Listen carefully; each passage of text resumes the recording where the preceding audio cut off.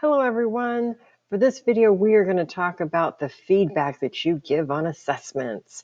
So I want to give you a few of the things that I use that have been extremely helpful to me over the past couple of years. And I remember someone shared this with me, so I want to share this one with you. And you're looking at my facilitating grading sample, and you're probably like, what is that? Well, I created a facilitator's guide as a way to kind of simplify all of the comments that I would want to make back to students. So what this is, and it's organized by week for us, and it's organized also by the different assignments. So I'll scroll down so you can see it, and I pulled in different ones from different people. I also took the exact person that had written it so that way we could follow up back with them. But for this particular course also, there are roughly about 24 faculty associates that help me teach this course. It's a very large course. There's about 600 students in it. But the one thing I use this facilitator guide for is it's the way we start the feedback that we give back to our students. It's not, we don't copy and paste this feedback for every student. Every student gets a personalized message in their responses, but a lot of the information that you include in those responses is pretty standard. So if you can minimize the amount of typing that you have to do and copy and paste some of it in, or even load it, I'll show you how to add it into the rubric in just a second.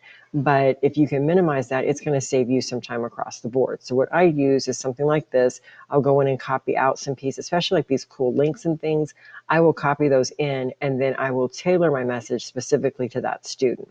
So it gives you a way to kind of work with this. I call this a communication guide or a facilitator's guide.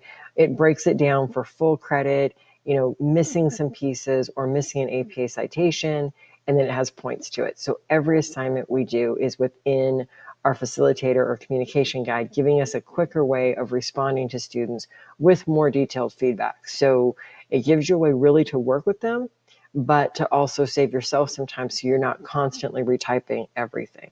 So now I want to walk you into some of the rubrics that we use and some of the comments that we use back to students to give them really good feedback. So for this one, you're looking at a test student, so that way we're not violating any FERPA pieces.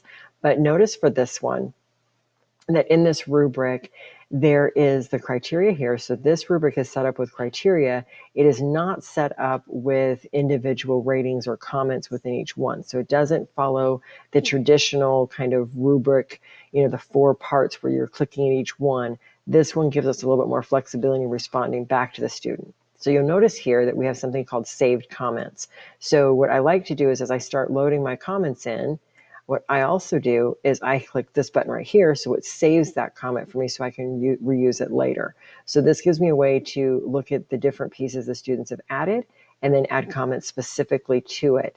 So again, like for this one, if I click here, I can say, oh, good summary, awesome video, click, it's right there. I can add in their points and move on to the next student. I also have, if I scroll down to the bottom of this one, I can save this. I can add in some additional comments to students, but one thing that I really like to do, I don't know if you've tried this, so you might want to give it a try, is I like to add other files or add a video or add some sort of speech, saying, oh, that was a great job, you did really good. So sometimes I don't add text comments. I will add comments in this area. You can also, if you do attachments, you can add in like Bitmojis or other things just to get students, feeling a little bit more positive about what they've done in the course. Another thing that we do for feedback is in the rubric area is adding in the different levels. So that way you can click on each point value and it gives you the score. I also add comments in this area. So if I take off points for something, I'll go in and add comments here. Another thing I also want to show you is like for this one, pretty detailed, but then I would still go back in and add comments here or add it through the, adding attachment or a video or a, speech piece. The overall, the one thing that students tell me is they love to read the feedback. They love to know what's going on, and they love to know that they are, getting the recognitions they deserve and that you're taking time to work with them one-on-one. So the more comments and more feedback you can give, the better. See you guys in the next video.